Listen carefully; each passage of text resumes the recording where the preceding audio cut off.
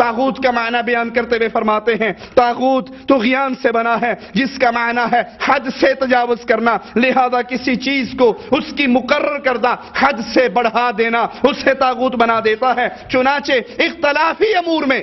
یاد رکھنا اس بات کو، اختلافی امور میں ایک تو وہ معاملات ہیں جن میں آپ کو اور مجھے کوئی اختلاف نہیں، ہم قرآن سے لے لیتے ہیں، حدیث رسول سے لے لیتے ہیں، لیکن معاملہ جہاں اختلاف کا آتا ہے، آپ کہتے ہو میری رائے یہ ہے، میں کہتا ہوں میری رائے یہ ہے، آپ کہتے ہو میرا شیخ یہ کہتا ہے، وہ کہتا نہیں میرا شیخ یہ کہتا ہے، آپ کہتے ہو میرے پیر صاحب نے یوں فرمایا، کوئی کہتا ہے میرے پیر صاحب نے، اب اختلاف ہو گیا، اب انتشار ہو گیا، اب رائے ٹکرا گئی، آپ کا شیخ کوئی اور کہتا ہے، اس کا شیخ کچھ اور کہتا ہے، اب تیسرا وہ کون ہے جو آپ اور آپ کے مخالف کی بات میں فیصلہ کر سکے کہ یہ حق پر ہے، یہ باطل پر ہے، یہ ہستی محمد الرسول اللہ کی ہے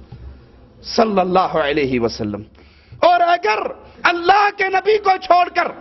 اللہ کے نبی کو چھوڑ کر کسی اور کو، کسی اور ہستی کو، کسی اور قانون کو، کسی اور نظام کو، کسی اور شخصیت کو یہ مقام دے دیا جائے کہ اختلافی امور میں جو یہ کہے گا وہ حرف آخر ہوگا، اس کی بات ہمارے لیے آخری بات ہوگی، لوہے پہ لکیر ہوگی، ہم مان لیں گے، تو اس کو ہم نے طاغوت کا مقام دے دیا۔ کیونکہ اختلافی معاملات کے اندر فیصل صرف محمد الرسول اللہ صلی اللہ علیہ وسلم ہے، کیونکہ قرآن حکیم بیان فرماتا ہے فَإِن تَنَازَعْتُمْ فِي شَيْءٍ، تمہارا اور شیخ کا جھگڑا ہو گیا، تمہارا اور امام کا جھگڑا ہو گیا، تمہارے اور قانون کا جھگڑا ہو گیا، تمہارا اور حاکم وقت کا جھگڑا ہو گیا، تمہارا اور تمہارے باپ کا جھگڑا ہو گیا، تمہاری اور تمہاری قوم کا جھگڑا ہو گیا، اب جس سے بھی اختلاف ہوا ہے، جس سے بھی اختلاف ہوا ہے، وہ شیخ ہے، پیر ہے، عالم ہے، بزرگ ہے، فَرُدُّوهُ إِلَى اللَّهِ وَالرَّسُولِ، اس جھگڑے کو لاؤ اللہ اور اس کی رسول کی عدالت میں پیش کر دو، جو اللہ فیصلہ فرما دے، جو رسول اللہ فیصلہ فرما دے اس کو مان لو، اور جو اللہ اور اس کے رسول کو چھوڑ کر یہ مقام، یہ اتھارٹی کسی اور کو دیتا ہے، اس نے پھر اس طاغوت کی عبادت کی ہے۔ اگر غیر اللہ کی عبادت کرنے والا طاغوت کی پوجا کر رہا ہے تو پھر اسی طرح اللہ کی حق کے اطاعت کے اندر کسی اور کو یہ اتھارٹی دینے والا کہ ہمارے ہر طرح کے اختلاف کا فیصلہ فلاں عدالت کرے گی، فلاں عدالت کرے گی۔ ایک وہ عدالت ہے جہاں پر قاضی بیٹھا ہے، جہاں پر کتاب اللہ اور سنت رسول اللہ صلی اللہ علیہ وسلم کے مطابق علماء فیصلہ کرتے ہیں، وہ عدالت تو مبارکباد کی مستحق ہے، وہاں پہ لے جانا تو اختلافات کو نپٹانا ہے۔ لیکن ایک ایسی عدالت ہے جہاں قانون اللہ کا قرآن نہیں ہے، محمد کا فرمان نہیں ہے، رسول اللہ کی حدیث نہیں ہے، بلکہ وہاں ان عدالتوں میں قانون یا انگریزوں کا بنایا ہوا ہے، یا پارلیمنٹ کا بنایا ہوا ہے، یا قومی اسمبلی کا بنایا ہوا ہے۔ اس عدالت میں جا کر، اس ہائی کورٹ اور سپریم کورٹ میں جا کر جہاں فیصلہ اللہ اور اس کے رسول کے قول کے مطابق نہیں ہوتا، جہاں رٹ دائر کی جائے کہ سود حرام ہے، وہ کہتے ہیں ہاں جی قرآن میں حرام ہے لیکن ہمارے آئین میں حرام نہیں ہے، ہمارے دستور میں حرام نہیں ہے۔ جہاں کہا جائے اگر ولی کی اجازت کے بغیر لڑکی بھاگ کر کسی سے نکاح کرتی ہے وہ نکاح نہیں، زنا ہے، جب تک لڑکی کا ولی راضی نہ ہو، بغیر ولی کے نکاح نہیں ہوا کرتا۔ وہ کہتے ہیں ہاں ٹھیک ہے، قرآن و حدیث کا تو یہی مسئلہ ہے، لیکن اب لڑکی بالغ ہو چکی ہے اور ہماری پارلیمنٹ نے یہ قانون پاس کر دیا ہے، ہماری عدلیہ اس کے مطابق فیصلے کرتی ہے۔ بالغ لڑکی جس لڑکے کو پسند کرے بھاگ جائے، نکاح کر لے، باپ کی ضرورت نہیں، بھائی کی ضرورت نہیں، ولی کی ضرورت نہیں، یہ باپ کی عزت کو تار تار کر بھاگنے والی لڑکی کے نکاح کو نکاح قرار دیتے ہیں۔ یہ عدالت طاغوت کی عدالت ہے، کیونکہ فیصلہ اللہ کے قرآن کے مطابق نہیں کرتے، لوگوں کے بنائے ہوئے قانون کے مطابق کرتے۔ ان عدالتوں سے فیصلہ کروانا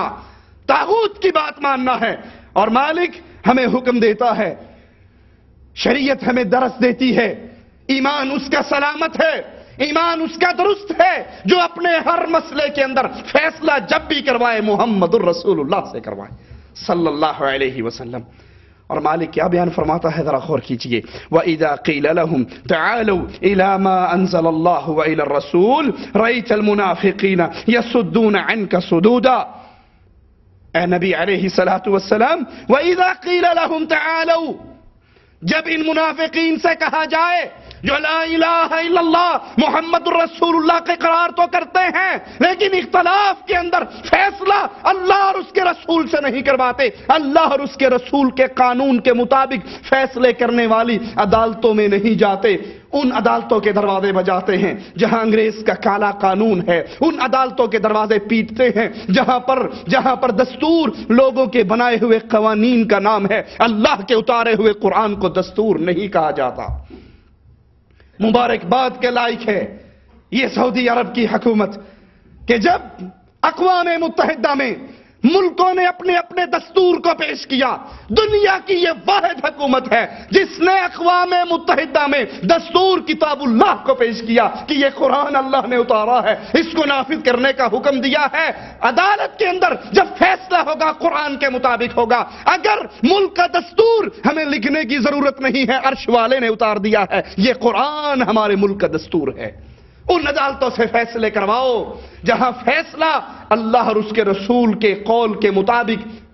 اللہ اور اس کے رسول کی شریعت کے مطابق ہے، تو پھر تو فیصلہ اہل ایمان کا ہے، پھر تو ایمان موجود ہے۔ لیکن اگر اللہ اور اس کے رسول کو چھوڑ کر اختلافات میں فیصل کسی غیر کو مان لیا جائے تو پھر وہ اس طاغوت کی عبادت کی جاتی ہے۔ مالک کہتا ہے وَإِذَا قِيلَ لَهُمْ، جب ان منافقوں کو کہا جاتا ہے جنہوں نے لا الہ الا اللہ محمد رسول اللہ تو پڑھا،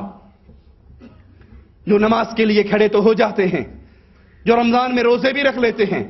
لیکن جب اختلافات میں فیصل ماننے کا وقت آتا ہے ان سے کہا جاتا ہے تعالوا الی ما انزل اللہ و الی الرسول، جو اللہ نے قرآن اتارا ہے اس کے مطابق فیصلہ کرتے ہیں، یا جو اللہ کے رسول صلی اللہ علیہ وسلم اس قرآن کی شرح بیان کرتے ہیں، اس کی تشریح بیان کرتے ہیں، اور اللہ اور اس کے رسول کے مطابق فیصلہ کر لیں۔ رأیت المنافقین یصدون عنک صدودا، اے نبی آپ دیکھو گے یہ منافق، یہ کلمہ پڑھنے والے، یہ دعوے دار، یزعمون، یہ الزام اور گھمنڈ کے اندر مبتلا کہ ہم اہل ایمان ہیں، لیکن جب انہیں کہا جاتا ہے اختلافات کا فیصلہ قرآن اور حدیث سے کروا لیا جائے، اللہ اور اس کے رسول کے پاس لے جایا جائے، تو پھر آپ دیکھو گے یصدون عنک صدودا، یہ آپ سے پیٹ پھیر کر، منہ پھیر کر بھاگ جائیں گے، پھر یہ آپ کے قریب نہیں آئیں گے۔ فَكَيْفَ إِذَا أَصَابَتْهُمْ مُصِيبَةٌ بِمَا قَدَّمَتْ أَيْدِيهِمْ ثُمَّ جَاءُوكَ يَحْلِفُونَ بِاللَّهِ إِنْ أَرَدْنَا إِلَّا إِحْسَانًا وَتَوْفِيقًا، اور جب ان کے گناہوں کی شامت ان پہ اترتی ہے، جب یہ اللہ کے عوام میں پکڑ لیے جاتے ہیں، تو پھر آپ کے پاس آ کر اللہ کی قسمیں کھاتے ہیں کہ ہمارا تو ارادہ صرف بھلائی کا تھا۔ ابن قیم رحمہ اللہ اس آیت کی روشنی میں بیان فرماتے ہیں کہ اختلافی امور میں کسی مسئلے پہ اختلاف ہو جائے، قبر پہ سجدہ کرنا جائز ہے یا نہیں، ایک گروپ کہتا ہے جائز ہے، دوسرا کہتا ہے جائز نہیں، مردوں کو پکارنا جائز ہے یا نہیں، ایک کہتا ہے جائز ہے، ایک کہتا ہے ناجائز ہے، قبروں پہ میلے لگانا جائز ہے یا نہیں، ایک کہتا ہے لگانا چاہیے، دوسرا کہتا ہے نہیں لگانا چاہیے۔ دنیا میں جتنے اختلافات ہیں، اپنے اختلافی امور کے اندر جو فیصلہ قرآن و حدیث سے نہیں کرواتا، قرآن و حدیث کے فیصلے کا انکار کرتا ہے، تو پھر اس کی تحکیم کا انکار کر رہا ہے، تو وہ منافقین کی لسٹ میں شامل ہو جاتا ہے۔ سوچئے، اللہ کے لیے سوچئے، اور سب سے پہلے اللہ کہنے والے کو سوچنے کی توفیق عطا فرمائے۔ ہماری زندگی کے کتنے مسائل ہیں جن کو ہم کتاب اللہ اور سنت رسول اللہ کے مطابق حل کرنے کے لیے تیار نہیں۔ بیٹیوں کو وراثت دینے کا معاملہ آئے، وہ جی گالتے ٹھیک ہے دینی چاہیے، لیکن ہماری تو 7 نسلوں میں بیٹیوں کو محروم رکھا گیا، نہ ہمارے دادا ابو نے کسی کو وراثت دی، نہ میرے ابا نے وراثت دی، اب میں اپنی بیٹی کے نام زمین میں سے حصہ کیسے نکالوں؟ ہم فوراً جتنی جائیداد ہوتی ہے بیٹوں میں بانٹ دیتے ہیں، بیٹیوں کو ہم، ارے بھائی قرآن کا یہ اجی قرآن کی بات تو ٹھیک ہے، لیکن آخر ہماری برادری ہے، آخر ہمارا قوم قبیلہ ہے، آخر ہمارے آباء و اجداد کا طریقہ کار، بات تو ٹھیک ہے، بات تو ٹھیک ہے، قبروں پہ سجدے کرنا شرک ہے، بات تو ٹھیک ہے، قبروں پہ میلے لگانا بات تو ٹھیک ہے، لیکن دادا ابو یہ کام کیا کرتے تھے، قوم اور برادری یہ کام کرتی تھی، اختلاف تو ہے، بات ہم نہیں مانتے غلط ہے، لیکن کیا کریں؟ اب فیصلہ کتاب اللہ اور سنت رسول اللہ سے نہیں ہو سکتا، جو قوم کہے گی، جو برادری کہے گی، جو پنچایت کہے گی، جو جرگہ کہے گا، جو ہماری بنائی ہوئی عدالتیں کہیں گی، ہم اس کے مطابق فیصلہ کریں گے، تو اللہ اور اس کے رسول کے فیصلے کو ٹھکرا کر جرگے کے فیصلے کو مانا جائے، پنچایت کے فیصلے کو مانا جائے، عدالت کے فیصلے کو مانا جائے، پیر کے فیصلے کو مانا جائے، آبا و اجداد کے فیصلے کو مانا جائے۔ ابن قیم رحمت اللہ علیہ فرماتے ہیں جو اللہ اور اس کے رسول کے فیصلے کو چھوڑ کر کسی اور کے فیصلے کو غالب کرتا ہے، اللہ رسول کے فیصلے کا انکار کرتا ہے، یہ مومن نہیں ہے، منافق ہے۔ اللہ ہمیں ایمان والا بنا دے، اللہ ہمیں زندگی بھر کے ہر عمل میں رسول اللہ صلی اللہ علیہ وسلم کے فیصلوں کے مطابق زندگی گزارنے کی توفیق عطا فرمائے۔ اور یہ حکم تو اس شخص کا ہے جو خود کتاب و سنت کی تحکیم کو قبول نہیں کرتا، لیکن اس شخص پہ کیا حکم لگایا جائے جو نہ صرف قرآن و حدیث کے فیصلوں کو قبول کرتا ہے بلکہ لوگوں کو بھی قبول کرنے سے روکتا ہے۔ اس کی دعوت کا محور، اس کی دعوت کا دار و مدار لوگوں کو اللہ کی توحید سے روکنا ہے۔ ایک شخص ہے جو خود بات نہیں مانتا، جو خود انکار کرتا ہے، لیکن ایک ایسا مولوی ہے، ایک ایسا پیر ہے، ایک ایسا شیخ ہے جو لوگوں کو اپنے سامنے سجدے کرواتا ہے، جو لوگوں کو بلا کر شرک کرواتا ہے، شرک کی طرف دعوت دیتا ہے۔ یہ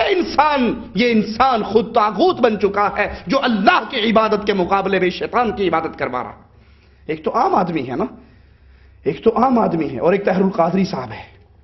ایک تو عام آدمی ہے اور ایک طاہر القادری ہے۔ کیوں ٹیلی ویژن پہ آ کے تقریریں کرتا ہے اور اعلان کرتا ہے کہ محمد الرسول اللہ صلی اللہ علیہ وسلم جب مسجد اقصی سے چلے وہ بشر نہیں تھے، بشر کی چادر اتار دی تھی، اور جب عرش پہ پہنچے نور کی چادر اتار دی تھی۔ کہا پھر کیا تھے؟ نہ بشر تھے نہ نور تھے تو تھے کیا؟ پھر پنجابی بلکہ سرائکی کا شعر پڑھتے ہوئے کہتا ہے ہیک کے جڑا ہی ہک کو ڈو آکھے کافر تے مشرک ہے۔ کہ اللہ کے نبی جب عرش پہ پہنچے تو اللہ اور اس کے رسول ایک ہو چکے تھے۔ جو اللہ رسول کو ایک کی بجائے دو کہے وہ کافر ہے اور مشرک ہے۔ جو اس طرح اللہ کی عبادت سے روکے، اللہ کی توحید سے روکے، شرک کی دعوت دے، یہ انسان منافق نہیں ہے بلکہ یہ خود طاغوت بن چکا ہے۔ جو لوگوں کو غیر اللہ کی پوجا کی طرف دعوت دیتا ہے۔ ان آیات کے اندر غور کیا جائے تو پھر ہمارے معاشرے کی تصویر کھل کر سامنے آ جاتی ہے۔ منافقین اللہ اور اس کے رسول صلی اللہ علیہ وسلم کے بجائے کسی اور سے فیصلہ کرواتے تھے۔ ان کو منافق کہا جاتا ہے جو اللہ رسول کے فیصلے کے مقابلے پر کسی اور سے فیصلہ کروائے۔ ذرا اپنے ملکوں کے اندر نظر دوڑاؤ، اپنے معاشرے کے اندر نظر دوڑاؤ۔ ہماری عدالتیں، جن عدالتوں میں جا کر ہم دروازہ بجا کر فیصلہ کرواتے ہیں، وہ سپریم کورٹ کی عدالت ہو، وہ ہائی کورٹ کی عدالت ہو، کیا اس عدالت میں نظام، قانون، فیصلہ قرآن اور حدیث کے مطابق ہوتا ہے یا لوگوں کے بنائے ہوئے نظام کے مطابق ہوتا ہے؟ اللہ کے لیے سوچئے۔ وہاں فیصلہ قرآن کی آیت کے مطابق ہوتا ہے یا لوگوں کے بنائے ہوئے دستور کے مطابق ہوتا ہے؟ اگر عدالت میں جا کر کہا جائے کہ جناب یہ جو جج ہے نا یہ عورت ہے، یہ جو ملکی سربراہ ہے یہ بھی بی بی ہے، قرآن اور نبی صلی اللہ علیہ وسلم کا فرمان عورت کی حکمرانی سے منع کرتا ہے، وہ کہیں گے ہاں ٹھیک ہے، قرآن و حدیث منع کرتا ہے نا، ہمارا آئین منع نہیں کرتا، ہمارا دستور منع نہیں کرتا، ہمارا بنایا ہوا نظام منع نہیں کرتا۔ وہ نظام جو اللہ اور اس کے رسول سے ٹکرائے اور پھر اس نظام کو مانا جائے، پھر اس نظام کے تحت عدالتوں میں رجوع کیا جائے، پھر ان عدالتوں کو تسلیم کیا جائے، تو پھر مالک کہتا ہے ان عدالتوں سے فیصلہ کروانے والے طاغوت سے فیصلہ کروا رہے ہیں۔ اس آیت میں 3 نصیحتیں ہمارے لیے ہیں، غور کیجئے۔ ان سے اعراض کیا جائے جو کتاب اللہ اور سنت رسول اللہ کا سے فیصلہ نہیں کرواتے، یہ آیت ہمیں درس دیتی ہے۔ ان سے اعراض کیا جائے اور اس سے مراد یہ ہے کہ محض انہیں حقیر اور ذلیل جاننے کی خاطر ان سے اعراض کیا جائے، ان کو مستقل چھوڑا نہ جائے، بلکہ ان کو دعوت ایمان کی دی جائے، دعوت اتباع رسول کی دی جائے، دعوت طاغوت سے انکار کی دی جائے، ان کو لا الہ الا اللہ اور محمد الرسول اللہ صلی اللہ علیہ وسلم کی طرف لوٹ آنے کا پیغام دیا جائے۔ انہیں نصیحت کی جائے کہ اللہ کی ناراضگی اور غصے اور عذاب سے ڈر جاؤ، انہیں اللہ کی پکڑ کا خوف ان کے دل میں پیدا کیا جائے، ان کے ساتھ نصیحت کا معاملہ برقرار رکھا جائے، ان سے ایسی بات کی جائے جن کے ذریعے ان کے دل پہ اثر ہو، قول بلیغ، کھلی ہوئی بات، ایسی اثر والی بات ہو جو ان کے دل کو نرم کر دے، الفاظ عظیم الشان ہو، معنی عظیم الشان ہو، پیش کرنے والے کا اسلوب بہت پیارا ہو کہ لوگوں دنیا کا ہر انسان اس سے غلطی ہو سکتی ہے، دنیا میں جتنے لوگ آئے ہیں یہ اللہ کے قانون پر عمل کرنے کے لیے آئے ہیں، اللہ کے قانون کے مقابلے پر قانون بنانے کے لیے نہیں آئے۔ قانون تو بن چکا، قرآن دنیا پہ آ چکا،